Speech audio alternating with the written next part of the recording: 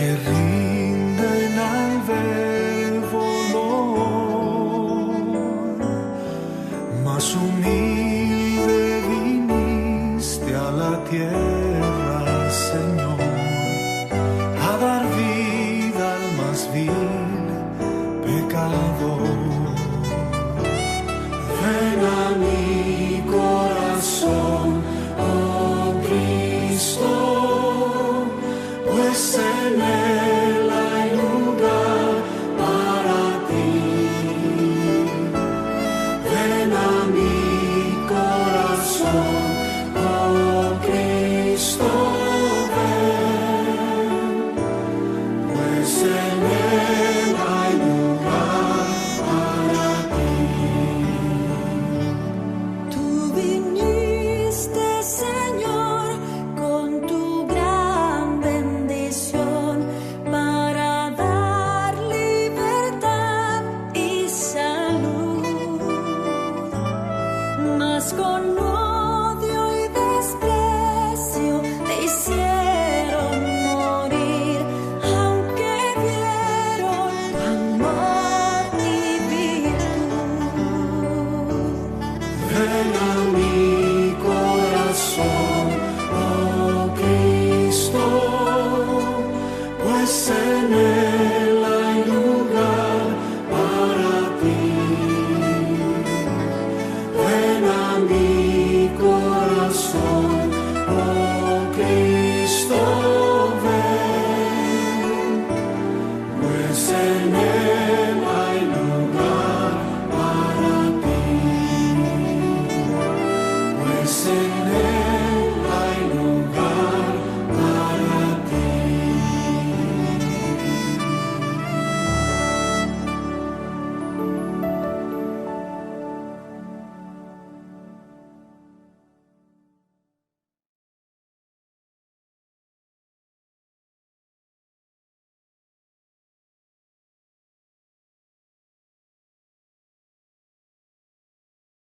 Buenas tardes, hermanos. En este día hablaremos de la humildad y la humillación de Jesús como el centro de la celebración de la Navidad. En Filipenses 2, del 5 al 11 dice: haya pues en vosotros este sentir que hubo también en Cristo Jesús, el cual, siendo en forma de Dios, no estimó el ser igual a Dios como cosa a que aferrarse, sino que se despojó a sí mismo, tomando forma de siervo, hecho semejante a los hombres, y estando en la condición de hombre, se humilló a sí mismo, haciéndose obediente hasta la muerte y muerte de cruz, por lo cual Dios también le exaltó hasta lo sumo, y le dio un nombre que es sobre todo nombre, para que en el nombre de Jesús se doble toda rodilla de los que están en los cielos y en la tierra y debajo de la tierra, y toda lengua confiese que Jesucristo es el Señor, para gloria de Dios Padre. En este año tan difícil para todos nosotros, para nuestras familias, nuestras iglesias, nuestras amistades, podemos decir que en estos días se ha apoderado de nosotros este tiempo de Navidad. A pesar de que uno no podía tener adornos o árbol navideño como este árbol hermoso que está aquí y estos adornos que están acá, a pesar de todo ello y a pesar a lo mejor de no recibir regalos físicos en esta Navidad, hay que pensar que todos recibimos un regalo maravilloso en la primera Navidad, aquel día glorioso cuando Dios tomó la forma humana, aquel momento cuando el Verbo, Jesús, se hizo carne y habitó entre nosotros. Dice la Biblia en Juan 1:14, y el Verbo se hizo carne y habitó entre nosotros, y vimos su gloria, gloria como del unigénito del Padre, lleno de gracia y de verdad. El nacimiento de Jesús no fue un nacimiento común y corriente. Es más, lejos de eso, su nacimiento fue un evento milagroso donde la segunda persona de la Trinidad, el Verbo, el Hijo Eterno, el Unigénito, se hizo hombre. Esto es lo que conocemos como la doctrina teológica de la encarnación, que se define como la acción del Dios Hijo por medio de la cual toma la naturaleza humana. Es importante entender que la vida de Jesucristo no empezó en el vientre de su madre terrenal, esa mujer virgen María.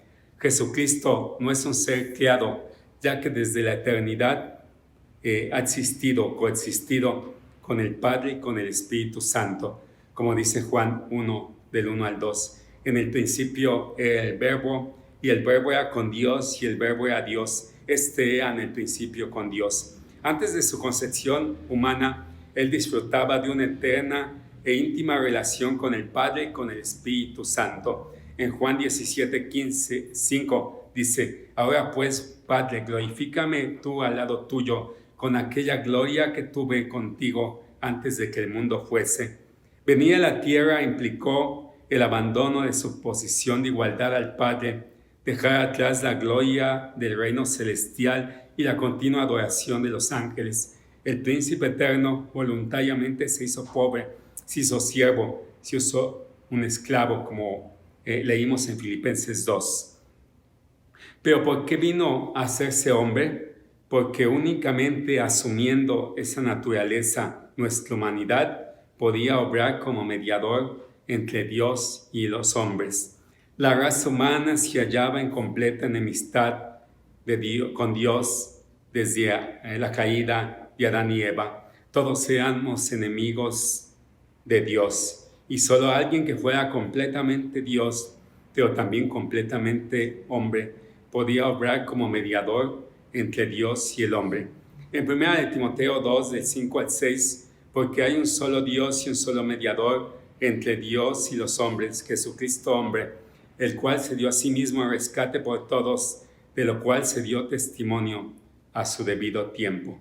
En el misterio teológico de la encarnación, las dos naturalezas, la divina y la humana, se unen en una sola persona, Jesucristo, Jesús de Nazaret. Su naturaleza humana es exactamente igual a la del Padre y al Espíritu Santo, y la naturaleza humana es exactamente como la nuestra, solo que sin pecado. Jesús es verdaderamente humano y verdaderamente Dios. La Biblia nos revela la deidad de Dios de diversas maneras, a través de los títulos otorgados a Él, como Yo Soy, el Hijo de Dios, Hijo del Hombre, entre muchas otras. También por sus obras divinas, perdonar pecados, sus milagros, ofrecer la vida eterna, o por los atributos de Dios Padre que son aplicados a Él, la eternidad, omnipotencia, omnisciencia. En Jesús habita la plenitud de la deidad de Dios, como dice Colosenses 2, del 9 al 10, porque en Él habita corporalmente toda la plenitud de la deidad, y vosotros estáis completos en Él, que es la cabeza de todo principado y potestad. Él es uno con el Padre. Todo lo que el Padre es, el Hijo es. Dios Hijo no dejó de ser Dios al hacerse hombre. Él jamás se despojó de su divinidad. Él siguió siendo divino, poseedor absoluto de todos los atributos de Dios. Su cambio fue un cambio de forma y de posición, no de sus atributos, no de su esencia, no de su divinidad. Renunció al ejercicio independiente de sus poderes, pero no dejó de poseer ningún atributo o habilidad divina. Y la humanidad de Jesucristo también fue real. No era una mera ilusión o una metáfora. El Verbo, Jesucristo, Jesús, asumió un cuerpo humano y a la vez una mente y una alma humana. Dios asumió pues en Jesús todo lo nuestro para así redimir todo lo nuestro. Él fue igual a nosotros en todo, menos el pecado, como dice Hebreos 4:15, porque no tenemos un sumo sacerdote que no pueda compadecerse de nuestras debilidades, sino uno que fue tentado en todo, según nuestra naturaleza, pero sin pecado. En su nacimiento virginal, sumó a su persona una nueva naturaleza, la naturaleza humana, sin cambiar ni renunciar a su naturaleza divina. En la Biblia también se dice otros motivos por los que Dios Hijo se hizo hombre. Además de hacerse hombre para ser mediador entre Dios y los hombres, la Escritura presenta otras razones por las que fue necesaria la encarnación del Hijo, de Dios el Hijo. Para obediencia sustitutiva, Jesús ejerció como nuestro representante y obedeció por nosotros donde Adán y todos nosotros habíamos fallado y desobedecido, como dice Romanos 5, 18, 19. Así que, como por la transgresión de uno vino la condenación a todos los hombres, de la misma manera, por la justicia de uno vino a todos los hombres la justificación de vida. Porque así como por la desobediencia de un hombre los muchos fueron constituidos pecadores, así también por la obediencia de uno los muchos sean constituidos justos. También vino, en segundo lugar, vino a ser para hacer un sacrificio para nuestra salvación. Tenía que tener un cuerpo físico para asumir nuestro castigo y morir en nuestro lugar, como dice Hebreos 2 del 16 al 17. Porque ciertamente no socorrió a los ángeles, sino que socorrió a la descendencia de Abraham, por lo cual debía ser en todo semejante a sus hermanos, para venir a ser misericordioso y fiel sumo sacerdote en lo que a Dios se refiere, para expiar los pecados del pueblo, para ser nuestro ejemplo y también, en tercer lugar, para ser nuestro ejemplo y modelo en la vida. Jesús nos presenta el modelo de la perfecta humanidad, como dice la primera carta de Juan, capítulo 2, versículo 6. El que dice que permanece en él debe de andar como él anduvo. En cuarto lugar, para compadecerse como nuestro sumo sacerdote. Al vivir como nosotros y entre nosotros, hallamos en Cristo a alguien que entiende a la perfección nuestras experiencias y sentimientos. En Hebreos 2:18 dice: pues en cuanto él mismo padeció siendo tentado, es poderoso para socorrer a los que son tentados. En el pasaje inicial de este sermón, en Filipenses 2, del 5 al 11, podemos decir que no solamente es uno de los pasajes más trascendentales de esta carta, sino que también tiene la esencia de una de las enseñanzas cristológicas más importantes del Nuevo Testamento, es decir, del estudio sobre la doctrina de Jesucristo. Según opina la mayoría de los comentaristas bíblicos, se trata de una canción de un himno compuesto por la iglesia primitiva, un himno a Cristo, dividido en dos grandes pasajes que nos muestran el carácter absolutamente extraordinario e incomparable de nuestro Señor Jesucristo. Algunos también los consideran la declaración doctrinal más importante del Nuevo Testamento relativa a la persona de Cristo, que es conocida como la kenosis, que se refiere al hecho de vaciarse. Este pasaje deja en claro que Cristo no se vació a sí mismo de su deidad. Estos versículos nos presentan los pasos de la humillación a la que Cristo se sometió. Es importante comprender cuán elevada era la posición que él tenía en el cielo y cuán baja fue la posición a la que voluntariamente llegó Jesucristo. La inmensa distancia entre las galaxias del espacio, si uno se pone a pensar simplemente en la galaxia que vivimos, la Vía Láctea, que dicen los astrónomos, que tiene millones de soles, estrellas, unas semejantes a nuestro Sol, y la distancia que hay en ellos es grandísima, millones y millones de kilómetros. Y eso en una sola galaxia. Y así como hay esa galaxia, hay miles o millones de galaxias. Esas distancias del universo no se pueden comparar con la enorme distancia que Jesucristo recorrió para descender desde el cielo a la humillación como humano. En los versículos del 5 al 8 de este pasaje de Filipenses 2, la figura central es Jesús. Con palabras sencillas pero muy conmovedoras, este pasaje describe la total y extrema autohumillación del Hijo de Dios. Pero el camino completo del despojamiento y de la humildad y la humillación, la renuncia y la obediencia por amor al Padre no acaba en el versículo 8. En los versículos del 9 al 11, la figura central es Dios, Dios Padre. El pasaje describe de la manera majestuosa y conmovedora la total y completa exaltación de Jesucristo. Esta es la reacción de Dios a la humildad de su Hijo. Con la humillación voluntaria de Jesús y su exaltación por el Padre, se comprueba lo que dice en Mateo 23:12, el que se enaltece sea humillado y el que se humilla sea enaltecido, como lo hizo Jesucristo. Es un principio bíblico inquebrantable. Dice Proverbios 15:33, el temor de Jehová es enseñanza de sabiduría y a la honra precede la humildad. Dios siempre actuará de esta manera también en nuestras vidas si nos humillamos de corazón ante Dios. Al tremendo autodespojo de Jesús descrito en los versículos anteriores, le sigue inmediatamente el por lo cual de Dios, por lo cual Dios también lo exaltó hasta lo sumo, dice Filipenses 2:9. Después del vaciamiento total viene la llenura total, después de la humillación, la exaltación hasta lo sumo. ¿Cómo podía el Señor Jesús ser exaltado aún más? Pues ya antes de su encarnación, Cristo, la segunda persona de la Trinidad, poseía todas las características divinas e integraba la Trinidad. Y como Dios en su encarnación, Jesucristo permaneció siendo Dios. Pero por su humillación, su sufrimiento y su muerte, atravesó y sufrió una dimensión nueva. Se hizo Dios hombre. Como tal, 3 días después de su muerte en la cruz, Jesús fue resucitado de la tumba a la vida. 40 días después fue levantado al cielo a través de su ascensión, como podemos ver en Hechos 2.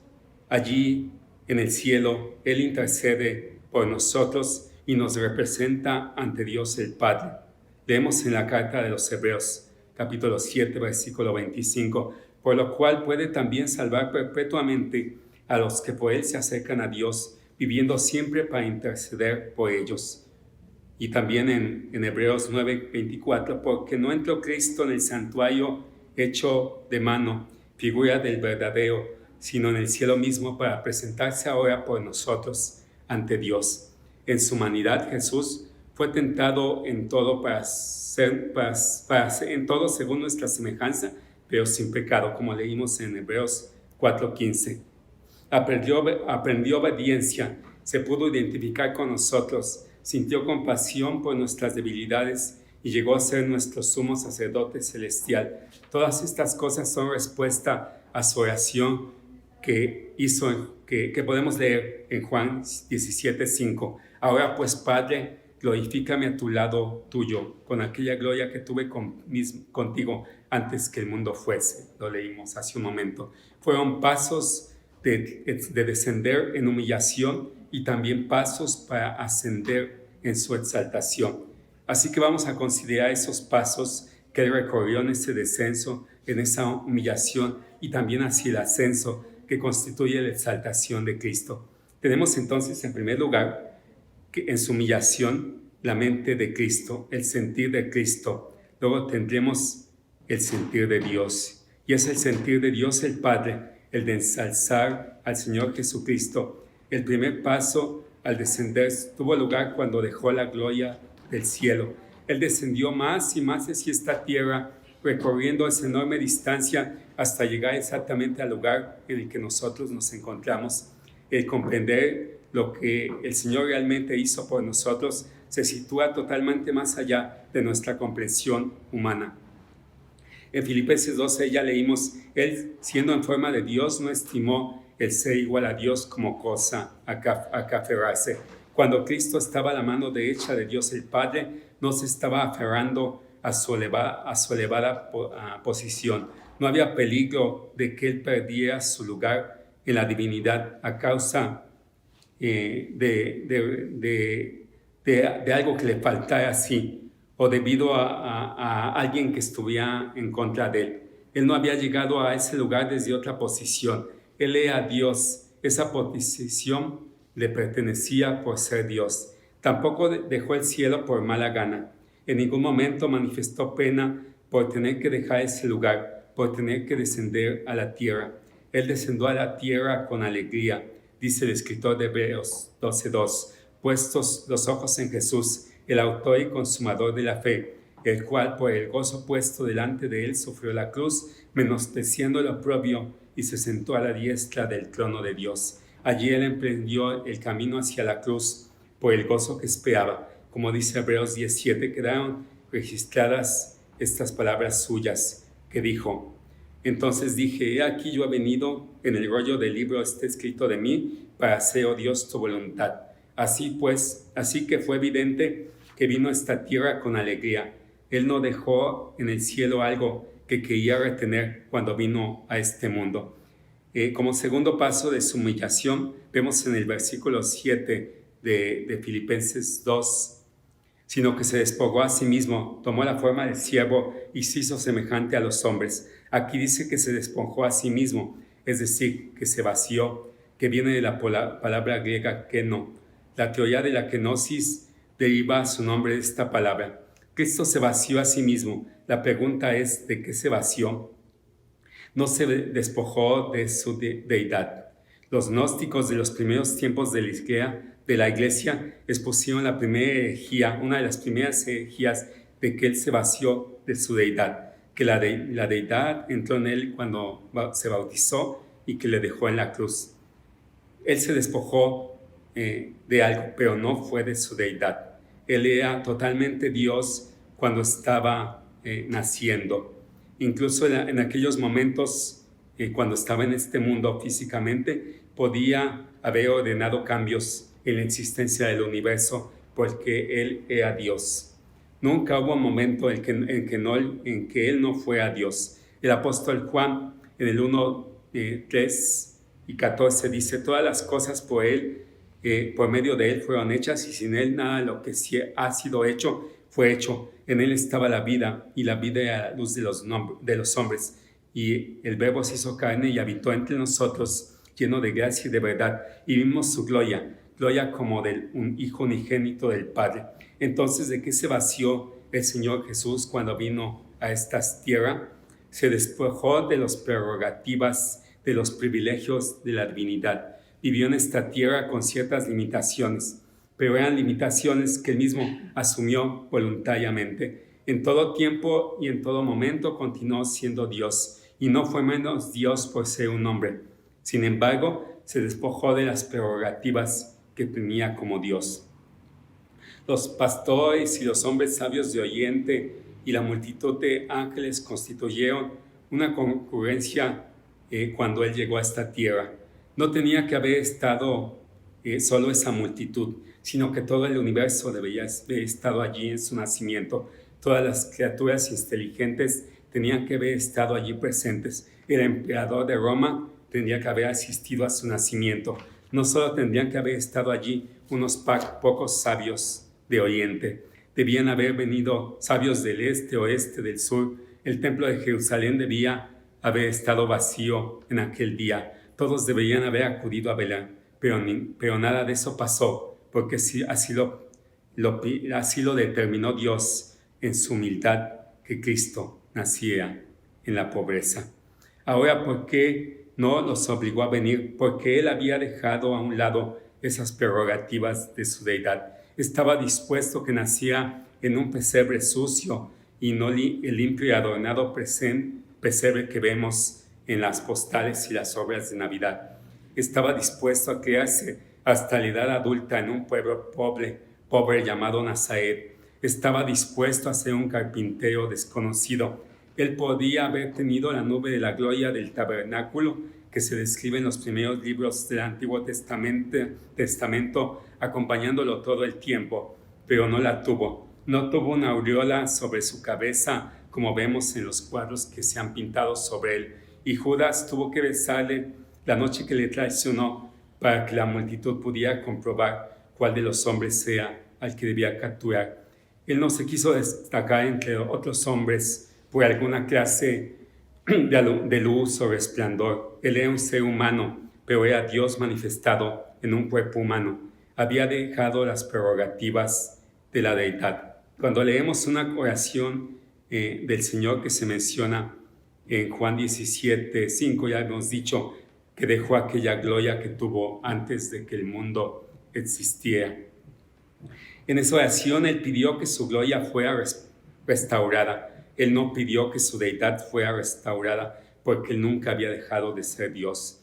Pero ahora que estaba por regresar al cielo, en Juan 17, estaba pidiendo que esa gloria, esa luminosa gloria, esa prerrogativa de su deidad le fuera restaurada. Fue evidente que se había despojado de ella, como lo dice Filipenses 2, que leímos, el que Él siendo en forma de Dios, no estimó igual el ser a Dios como cosa a que aferrarse, sino que se despojó a sí mismo.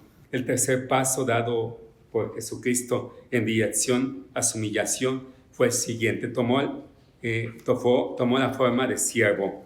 Jesús vino a este mundo como un siervo. Él trabajó como un carpintero.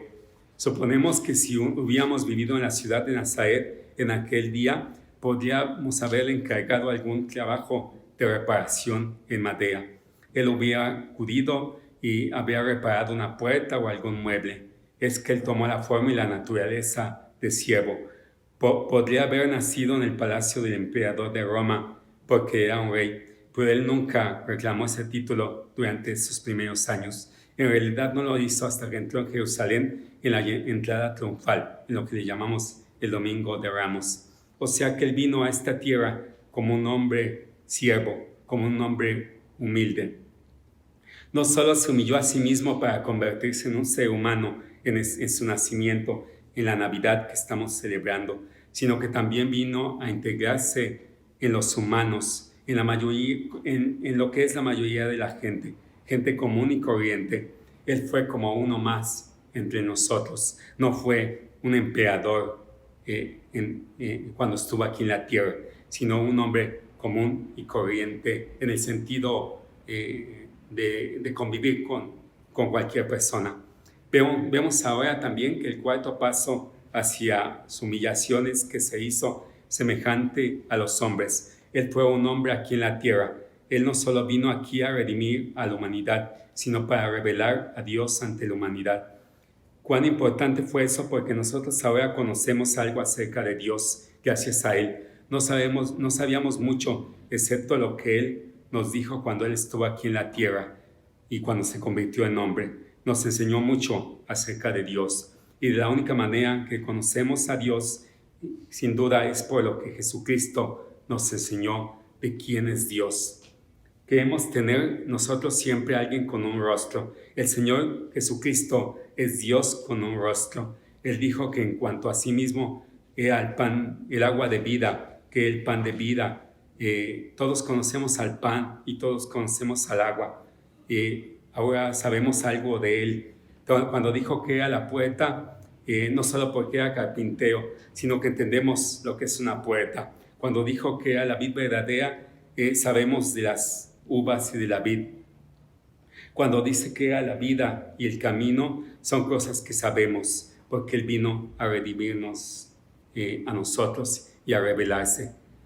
Cuando ya hemos dicho de ilustraciones sobre las hormigas, cuando vemos a las hormigas que en tiempos como ahora de invierno se esconden, o en tiempos de lluvia, vemos que las hormigas ahí están, ahí existen. Pero si algún día vemos un hormiguero y que va a venir un agua hacia ellas, no hay forma de que les podamos anunciar que se vayan a otro lado para que no se les inunde y no mueran en ese hormiguero. Lo que hizo Jesús fue algo parecido. Es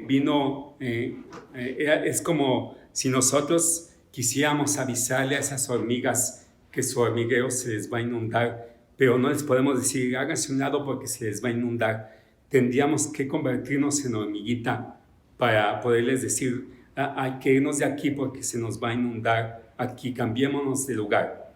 Y Cristo hizo algo parecido con nosotros. Cuando dejó su gloria, vino a este mundo para convertirse en hombre, porque no le entendíamos como hombre los mensajes que nos daba Dios. A pesar de que venían profetas, no se entendía lo que Dios quería hablar, lo que Jehová quería hablar en el Antiguo Testamento a los hombres. Solo haciéndose hombre le entendimos, y entendimos que con esa humillación de Él es que nos enseñó el camino a la salvación en forma plena, con plenitud. Como quinto paso hacia la humillación, leemos en el versículo 8 de este segundo capítulo de la carta de Filipenses: más aún, hallándose en la condición de hombre, se humilló a sí mismo, haciéndose obediente hasta la muerte y muerte de cruz. En el quinto paso se encuentra en la primera parte de este versículo, está la frase: hallándose en la condición del hombre que se humilló a sí mismo. Muchos de nosotros que hemos sido humillados por personas porque han dicho o han hecho algo para humillarnos, nos hace sentir mal. Pero observamos que Él se humilló a sí mismo, y eso es lo que resulta más difícil de hacer, porque Él fue el que decidió humillarse al hacerse hombre y al morir por nosotros. A veces pasamos por experiencias que nos humillan frente a otras personas, pero en esos casos nosotros no nos hemos humillado a nosotros mismos. Hay veces que sí nos podemos humillar nosotros y avergonzarnos nosotros mismos ante los demás, pero el caso del Señor es que Él decidió humillarse por nosotros, lo cual lo hace completamente diferentes. Al hacerse hombre, al morir en la cruz, se humilló por nosotros. En el sexto paso de su humillación se encuentra en la segunda parte de lo que hemos leído del capítulo 8. Se encuentra en la frase que dice: obediente hasta la muerte. La muerte es un evento humillante, no es algo natural. A veces estamos en funerales, y en estos tiempos que ha habido muertes, hace unos días murió la hermana Teresita, ¿verdad?, que estimamos mucho. Dios no creó al hombre para morir. El ser humano, Adán, fue creado para vivir eternamente, pero el ser humano, a causa del pecado, a causa de su transgresión, es que entró la muerte en este mundo, y la muerte se transmitió a toda la humanidad. Así que la muerte no es algo natural, porque Dios no creó al ser humano para que muriera, sino para que fuera eterno. Cuando Jesús vino a la tierra, fue un poco diferente al resto de nosotros. Usted y yo hemos venido al mundo para vivir, pero también para morir. Sinceramente hablando, no deseamos morir, pero alguna parte de nosotros quisiera seguir viviendo, y más cuando tenemos una vida, si tenemos una vida fructífera, si estamos en un ministerio, quisiéramos que siempre siguiera nuestro ministerio.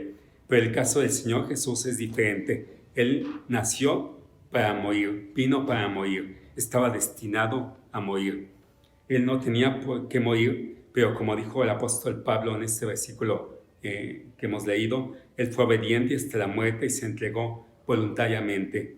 En el caso de nosotros, tenemos que morir, pero Él no tenía que morir, pero deseaba hacerlo. ¿Por qué? Porque para salvarnos a nosotros y a cada uno de nosotros, si depositamos nuestra confianza en Él. Esto fue precisamente lo que Él dijo en Juan 10, 15, versículo 15, 17 y 18. Así como el Padre me conoce, yo conozco al Padre y pongo mi vida por las ovejas. Por eso me ama el Padre, porque yo pongo mi vida para volverla a tomar. Nadie me la quita, sino que yo mismo, nadie me la quita, sino que yo de mí mismo la pongo. Tengo poder para ponerla y tengo poder para volverla a tomar. El séptimo y último paso de la humillación de Cristo se encuentra en la última frase del versículo 8, que dice: y muerte de cruz. No solo fue obediente hasta la muerte, sino que sufrió la muerte de cruz. Esta clase de muerte causaría un impacto mayor en nuestra conciencia que si dijéramos que Cristo murió de otra forma, de alguna otra forma. La muerte en la cruz era una muerte vergonzosa. Era considerado lo más denigrante en el Imperio Romano. Entonces Él vino de la gloria más elevada a tener el momento más bajo de humillación en la cruz. ¿Y por qué lo hizo? Para salvarnos. Recordamos en el pasaje de Filipenses 2:4 que dice: no mirando cada uno lo suyo propio, sino cada cual también por lo de los otros. Él dejó toda la gloria del cielo y descendió a esta tierra. Se convirtió en un hombre, sufrió la muerte de un criminal, es decir, por nosotros y por cada uno de nosotros. Gracias a Dios por ello. Esta es la mente de Cristo, esta es la forma de pensar de Cristo. Es la manera en que Jesús actúa y la manera de que Dios actúa de que actúa en él. Tiene una clara relación de que Jesús se humilló, Dios lo exaltó, Jesús se hizo pobre, Dios le dio una herencia de gloria suprema. Jesús dio el último paso de obediencia y enfrentó la cruz. Dios le elevó encima de toda la creación y hace que su nombre sea el nombre más grande y más glorioso de todos. El que lo hace tiene el poder y la gloria más grande que todos los hombres. Dice Filipenses 2:9, por lo cual Dios le exaltó hasta lo sumo y le dio un nombre que es sobre todo nombre. ¿Qué nombre le dio? En la Biblia Jesús es descrito con muchos nombres o títulos. Por ejemplo, en la Navidad, en estos días de Navidad leemos mucho Isaías 9:6, porque un hijo nos es nacido, hijo nos es dado, y el principado sobre su hombro, y se llamará su nombre admirable, consejero, Dios fuerte, Padre eterno, príncipe de paz. Ahí hay varios nombres. ¿Y qué le dijo el ángel a María en Lucas 1:31? Llamará su nombre Jesús. Pero en otro pasaje en que encontramos otro nombre, ese lo encontramos en Apocalipsis 19:16. En su vestidura, en su muslo tiene escrito este nombre: Rey de Reyes y Señor de Señores. Es decir, Señor, ese es el nuevo nombre que viene en Apocalipsis, que está sobre todo nombre. Todos los nombres de la historia universal, de cualquier persona o de cualquier persona que ha tenido rangos, jerarquías o imperios, aunque suenan bien, aunque suenen rangos, distinciones, posiciones, son pequeños y limitados en el espacio del tiempo cuando comparamos el nombre del Señor Jesucristo. La palabra Señor es la traducción de la palabra griega que dice Kyrios. Con este título de honor se hablaba de Jesús en la iglesia primitiva. De esto se formó luego el nombre del Señor Jesucristo. En 1 Tesalonicenses 3:11 vemos que dice: mas el mismo Dios y Padre nuestro y nuestro Señor Jesucristo dirija nuestro camino a vosotros. Ahí se usa la palabra Kyrios. ¿Y qué hay de tan especial en este nombre? El autor y comentarista bíblico William Barclay dice lo siguiente: la palabra Kyrios ha pasado por un interesante desarrollo. En primer lugar, significaba maestro o dueño. Se trataba de un título que expresaba reverencia a la persona referida. Luego la palabra se utilizó como un título oficial del emperador romano. En griego, el título, cuando se dirigía al emperador romano, era Kyrios en griego y en latín Dominus. Era el dueño, el gobernador del imperio.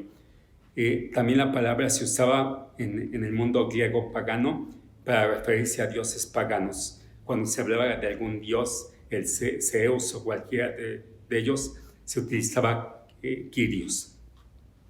Con esta palabra, que en el Antiguo Testamento se tenía la palabra Yahvé o Jehová, se tradujo en el Nuevo Testamento como Dios, como Kyrios, como Señor. Ahí se le declaraba maestro y dueño de toda la tierra.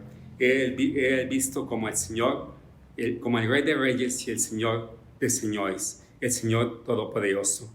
Era el Señor de una manera en la que los dioses paganos solo eran dioses mudos, lo que nunca podrían ser. Con este nombre, Jesús, Él no podía ser menos divino. Ese nombre de Jesucristo es el que es sobre todo nombre, con el cual todo el mundo le llamará Señor. Qué nombre tan incomparable, qué valor tiene tan grande para nosotros el que lo reconozcamos como Señor. Cuando le decimos Señor, le estamos diciendo Kyrios, le estamos diciendo que es Señor de todo el universo. Es la entrega del hombre a Dios, que es el sobre todo nombre. En el futuro, como dice Filipenses 2:10, todo que en el nombre de Jesús, en ese nombre del Señor, se doblará toda rodilla de los que están en los cielos y en la tierra y debajo de la tierra. En Isaías 45:23 dice, por mí mismo hice juramento, de mi boca salió palabra de justicia, y no será revocada, que a mí se doblará toda rodilla y jurará toda lengua. Ahí encontramos este versículo repetido, lo que se repitió en Filipenses 2:10. Pero ahí está hablando Yahvé, Jehová, el Dios del pacto de Israel. Es decir, aquí tenemos una clara prueba de que Jesús es Dios, porque en Filipenses 2:10 estamos diciendo que también se doblará toda rodilla. Además, también Filipenses Dios se refleja en Salmo 110:1. Jehová dijo a mi Señor, siéntate a mi diestra hasta que ponga a tus enemigos por estrado de tus pies. Este pasaje se repite unas 25 veces en el Nuevo Testamento. ¿Cuántas veces los cristianos sufren persecuciones en muchos lados? ¿Cuántas veces se ridiculiza por familiares, por vecinos, cuando decimos que creemos en Jesús? En los medios de comunicación, ¿cuánto se blasfema y menosprecia a Jesucristo? Pero recordemos que algún día toda rodilla se doblará. En la antigüedad, dice el comentarista bíblico Paul Murdoch, el doblar la rodilla sea señal de sumisión. Esto significaba que el vencido se inclinaba delante de un vencedor para que éste pusiera su pie sobre su nuca. Con esto expresaba su derecho sobre la vida del vencido. El doblar rodilla es entonces no es un acto de cortesía, sino más bien de entrega, de humillación de uno mismo. Estaremos haciendo lo que Cristo hizo por nosotros, nos humillaremos ante Él. Jesús es el Señor de todos los que están en los cielos, es decir, de los multitudes y millones de ángeles, de los querubines, serafines, de los arcángeles, de las almas de los santos que están en el cielo. Jesús es Señor sobre todos los que están en la tierra, de todos los seres humanos vivientes. Jesús es el Señor de todos los que están debajo de la tierra, de todos los ángeles caídos, los demonios, y de todas las personas no salvas que están en el infierno. Sí, Jesús es incomparable en su poder. Un día todos se arrodillarán delante del Señor Jesucristo, grandes y pequeños, gente famosa y gente sin nombre, por todos lados y sin excepción. Ahí se arrodillarán los emperadores de todos los tiempos, se arrodillarán ante él dictadores como Hitler, como Stalin, y gente sin conocerse, que nadie los conoció. Los que se negaron a creer en Jesucristo tendrán que doblar sus rodillas bajo obligación, llorando en el polvo de la condenación eterna que tendrán. Los ángeles caídos también se arrodillarán, los demonios por todo el mal que hicieron a la humanidad. Los demás lo harán porque creyeron. Los ángeles, nosotros, los seres humanos, y los ángeles que le rinden culto en el cielo, todos doblarán sus rodillas voluntariamente, de todo corazón, con voces de júbilo y de adoración, rebosantes de felicidad. Esperemos ese día, los que creemos en Jesucristo, que doblaremos rodilla ante Él. Celebremos la verdadera Navidad. La Navidad nos habla del Evangelio. La raza humana necesitaba de un Redentor, mas no pudo producirlo la humanidad. Generación tras generación esperaban infructuosamente por la llegada de un Mesías militar. La espera parecía eterna, hasta que por fin Dios vino a nuestro rescate. Esa semilla germinó en el vientre de una virgen, María. Se efectuó la perfecta unión entre la divina humanidad entre la divinidad y la humanidad, y de manera milagrosa la plenitud del Dios infinito que yació en ese frágil bebé que celebramos en estos días de Navidad. Su llegada al mundo marcó el inicio de una nueva etapa en el plan de redención. En esta Navidad recordemos y celebremos con entusiasmo este trascendental episodio en la historia de la redención. Los regalos, la cena, la tradición navideña que tienen lugar y que en este año no podemos celebrar tan fácil como por la pandemia. Sin embargo, el lugar de preeminencia en esta época de Navidad debe de pertenecerle la centralidad de Jesucristo. Nuestra mente y corazón deben estar centrados en Jesucristo.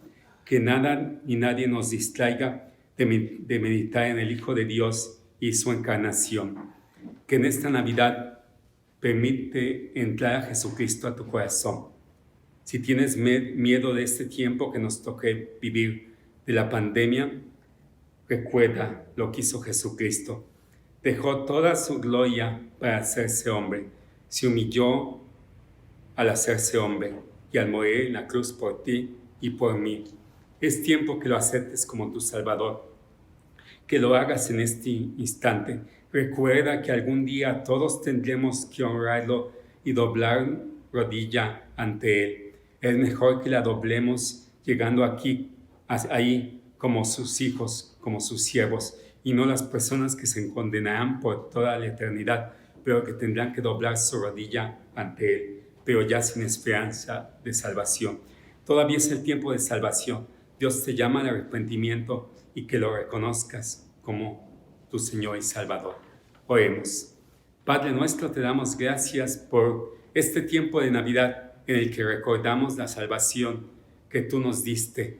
Te damos gracias porque lo que celebramos ahora es que Jesucristo, Dios el Hijo, vino desde la eternidad, desde la gloria de la eternidad a hacerse hombre, a humillarse, a nacer en un pesebre lleno de animales, lleno de suciedad del lugar, pero que vino a humillarse, que vivió su vida como siervo, sirviendo a los demás, pero que ahora vendrá como rey, como juez a los que lo rechacen en la segunda venida. Señor, que podamos aceptar a Jesucristo en nuestras vidas, en nuestros corazones, que aceptemos la salvación en Jesucristo, porque sabemos que algún día tendremos que doblar rodilla todos los seres que hemos vivido en esta tierra, y todos los ángeles doblarán rodilla. Te damos gracias por esa esperanza que tendremos en la eternidad, pero gracias por la salvación y la humillación de Cristo en la primera Navidad y en su muerte en cruz. Gracias damos en el nombre poderoso de nuestro Señor Jesucristo. Amén. Que Dios los bendiga, hermanos. Vamos a levantar nuestras manos al Señor. Vamos a decirle: Señor, tu nombre levantaré, Señor. ¿Estás listo? Tu nombre levantaré.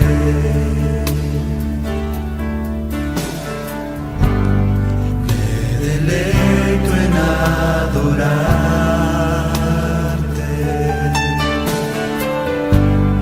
Te agradezco que en mi vida estés.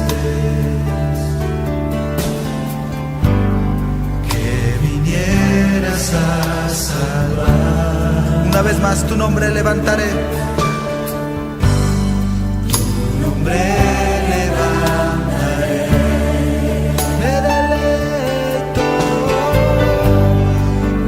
deleito en adorarte. Te agradezco que en mi vida estés. Te agradezco que en mi vida estés. Que vinieras, Señor, que vinieras a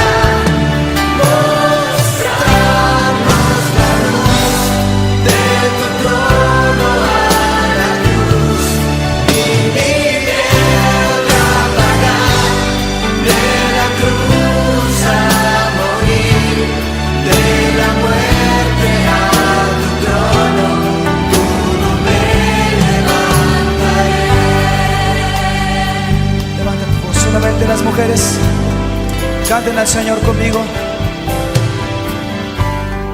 Tu nombre levantaré. Sí, Señor. Me deleito en adorarte.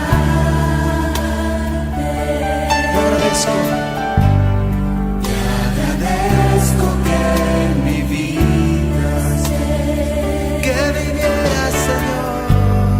que vinieras a salvar. Ahora los hombres conmigo, levantemos nuestras manos y nuestra voz.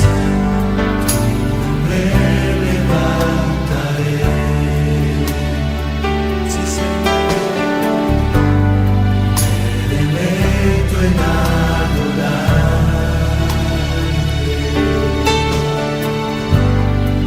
Agradezco que en mi vida estés,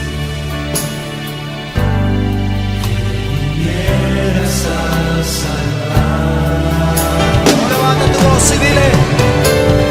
Dejaste el trono para mostrarnos la luz, de tu trono a la cruz, y mi deuda pagar, de la cruz a morir, de la muerte a tu trono, tu nombre levantaré. Dejaste el trono para mostrarnos la luz, de tu trono a la cruz, y mi deuda pagar, de la cruz a morir, de la muerte a tu trono, tu nombre levantaré.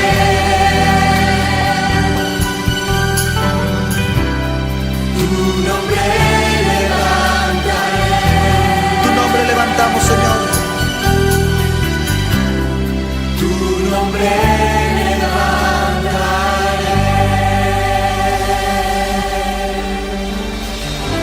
Sí, Señor. Sí, Señor.